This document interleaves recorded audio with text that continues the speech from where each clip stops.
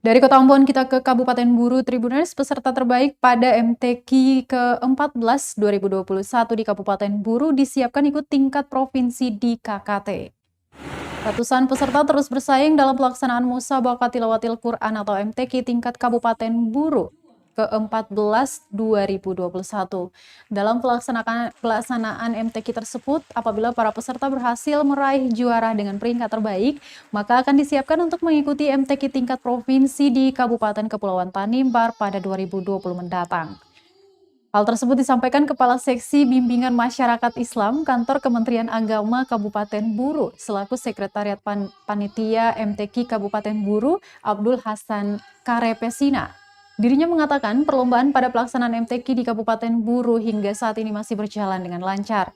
Kemudian dari 8 cabang yang dilombakan, baru 1 mata lomba yang telah selesai yakni Fahmil Quran. Dia menjelaskan belum bisa dipastikan berapa banyak peserta yang disiapkan mewakili Kabupaten Buru untuk mengikuti MTQ tingkat Provinsi Maluku.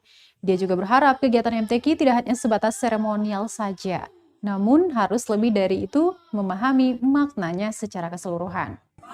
MTQ yang ke-14 tahun 2021 berjalan dengan baik dan sampai dengan hari ini kegiatan lomba masih tetap berjalan dan untuk juara baru 1 cabang lomba yang sudah bisa dipastikan juaranya yaitu cabang lomba Fahmil Quran.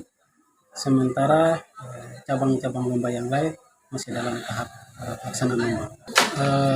Peserta terbaik untuk pelaksanaan MTQ tahun ini dipersiapkan untuk mengikuti pelaksanaan MTQ tingkat Provinsi Maluku yang akan dilaksanakan di Kabupaten Kepulauan Tanimbar pada tahun 2020 nanti, diperkirakan sekitar bulan Maret.